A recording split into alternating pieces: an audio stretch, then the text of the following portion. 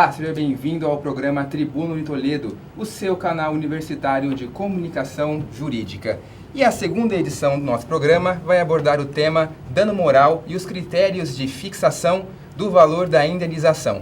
E para conversar com a gente sobre esse assunto, eu tenho aqui ao meu lado o professor mestre do curso de Direito na Unitoledo, professor Paulo Cavazana. Paulo, seja muito bem-vindo. Muito obrigado. Professor, explica para a gente, como que é definido o dano moral? Bom, a questão dano moral é algo bastante debatido e a gente tem que partir sempre do pressuposto de que dano moral, antes de qualquer coisa, é dano. Então, o sujeito do qual teve uma violação em suas tranquilidades mentais, em sua honra, em suas faculdades, em seu equilíbrio, por meio de uma conduta alheia, ele pode ser considerado como vítima de dano moral. Entendi, professor. Nós temos agora uma pergunta do público, né? Vamos ouvir? Meu nome é Verônica Carrijo, eu sou aluna de Direito e a minha pergunta é: qual é o fundamento legal de dano moral? Bom, em termos de dano moral, eu consigo visualizá-lo em duas esferas. O primeiro fundamento, na esfera mais importante, seria a esfera constitucional, onde o nosso artigo 5º da Constituição Federal de 1988 traz a proteção do bem jurídico, no caso o dano moral, em si, a moral das pessoas, a psíquica. E um segundo momento, num patamar infraconstitucional, um patamar abaixo da Constituição, eu tenho o nosso Código Civil, que regulamenta o dano moral no seu artigo 186, e nas relações de consumo, eu também tenho o artigo 6º do Código de Defesa do Consumidor, a proteção à moral, no caso dos consumidores. Tá certo, professor. Nós temos agora uma pergunta do aluno Renan Mendes, do curso de jornalismo aqui da Unitoledo, que mandou para o nosso e-mail e ele diz o seguinte: professor, qual é a diferença entre dano material e dano moral? A diferença entre o dano material e o dano moral, a gente parte do pressuposto do bem jurídico protegido, o bem jurídico tutelado. No dano material, se protege basicamente o patrimônio de uma pessoa. É o veículo, é a casa, ou seja, bens do quais você consegue visualizar valor econômico. Diferentemente do dano moral. O dano moral não tem uma incidência econômica em si. Tem sim um afeto no equilíbrio das pessoas, na tranquilidade, na honra, no caso, o dano moral. Tá certo. Professor, essa indenização por dano moral é algo relativamente novo no ordenamento jurídico? Olha, eu consigo visualizar essa questão de tempo a partir da nossa Constituição Federal de 1988. Antes de 1988 já se discutia uma indenização por dano moral, mas era uma discussão por meio de meros precedentes, meros pedidos aleatórios. Então, antes de 88 se fazia alguns pedidos e o Poder Judiciário recepcionava esses pedidos e acabava tutelando em alguns momentos, ou seja, acabava concedendo uma indenização por dano moral até antes de 1988.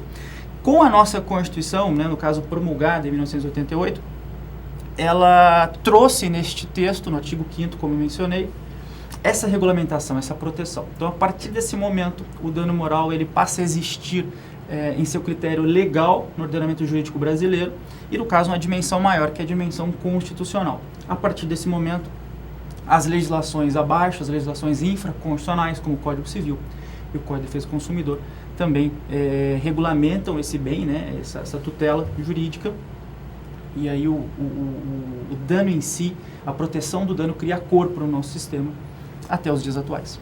Na sua opinião, criou-se de alguma forma uma indústria de dano moral no Brasil?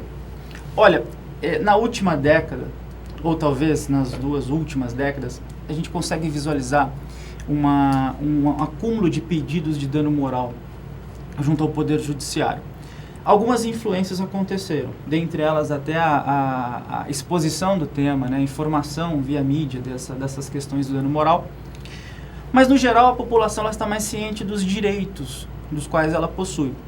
E o dano moral entra nessa onda. Agora, a gente tem que tomar muito cuidado e que existe uma diferença entre violação ao bem jurídico moral e o mero dissabor. A gente tem que tomar cuidado. Muitas vezes a pessoa ela sofre um mero dissabor na vida, um mero aborrecimento, que não necessariamente seria um dano moral. Mas se a moral foi violada, no caso, depende sim, será tutelado pelo Poder Judiciário e, no caso, mediante indenização.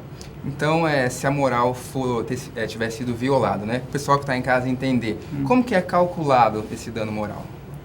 Esse talvez seja o grande problema do dano moral. Toda vez que você bate as portas do Poder Judiciário pedindo uma indenização por dano moral, né, pedindo a tutela da sua moral que foi violada, o Poder Judiciário ele não pode se esquivar, ele precisa julgar. E dentro de um processo, se ficou configurado que houve essa violação moral, o juiz em si ele precisa aplicar uma sanção, uma pena a quem violou. Em um primeiro momento, era bastante simples a fixação financeira, a fixação pecuniária. Não existe um grande critério para isso. Parte do pressuposto de que um dinheiro a mais na posse de alguém traria uma certa tranquilidade. Então, seria um remédio que se encontrou no primeiro momento. Agora, é claro que o juiz ele não está vinculado apenas a fixar quantias em dinheiro para tutelar esse dano moral. Pode fixar outras alternativas. A gente consegue visualizar casos, por exemplo, de pedido de desculpas formais numa audiência de tentativa de conciliação, onde houve-se uma violação moral. A proposta que foi apresentada foi um pedido formal de desculpas e a parte aceitou. Então, houve ali uma compensação moral. A gente pode também vincular algumas obrigações de fazer algo ou não fazer algo para se estabelecer. Agora, o que aconteceu recentemente foi uma decisão de um dos nossos mais importantes tribunais, que é o STJ, o Superior Tribunal de Justiça, onde se delimitou um critério para a fixação do dano moral. Então, até então, você postulava um pedido indenizatório e esse pedido ele era alvo de uma verdadeira loteria. Muitas vezes o seu caso, bastante semelhante ao meu, tinha um valor maior que o meu ou menor. Então, não existia um critério. Hoje não. Hoje o Poder Judiciário ele pode fixar uma espécie de valores em duas fases. Numa primeira fase, o Poder Judiciário estabelece um valor base, um valor com base na jurisprudência do que está acontecendo. Um exemplo bastante simples. Imagine que o sujeito promove uma ação de indenização postulando danos provenientes de um cancelamento de um voo. Né? Então, a partir daí, o juiz ele pode visualizar na jurisprudência valores base. Com base nesse valor fixado, ele passa para uma segunda fase, que é a fase da aplicação de características do caso a este valor, como disse, base. E aí se analisa, por exemplo, a culpa de quem promoveu o dano, uma possível culpa concorrente da vítima, a repercussão que isso gerou e, em especial, a potencialidade econômica de quem gerou esse dano. Então, com base nisso, o juiz ele pega esse valor base e aí ele pode alterar para mais ou alterar para menos. E aí a gente tem hoje uma segurança maior na fixação dos danos. A tendência é que essa decisão se espalhe, mas que futuramente se torne uma alteração no Código Civil, como tem, por exemplo, no Código Penal, onde se fixa lá uma pena para quem cometeu o ilícito penal. E nem sempre quem entra com um certo pedido de um determinado valor consegue aquele valor. A pessoa pode entrar com 20 mil e sair com menos disso. Sim, entender. Sim, exatamente. Na verdade, os advogados, no momento que promovem a ação, têm essa dificuldade. Muitos deles nem fazem pedidos nesse sentido, deixa a critério do juiz. E o juiz, ao recepcionar e visualizando a existência de um dano, precisa arbitrar algo. E aí cria em tese essa loteria que a gente menciona. Mas a partir desse critério de duas fases, a tendência é que haja uma segurança e uma certeza maior nos valores fixados. Tá certo, professor. Eu quero agradecer a sua presença por ter vindo até aqui para debater com a gente sobre esse tema, não é? O dano moral e os critérios de valores para fixação da indenização. Muito obrigado.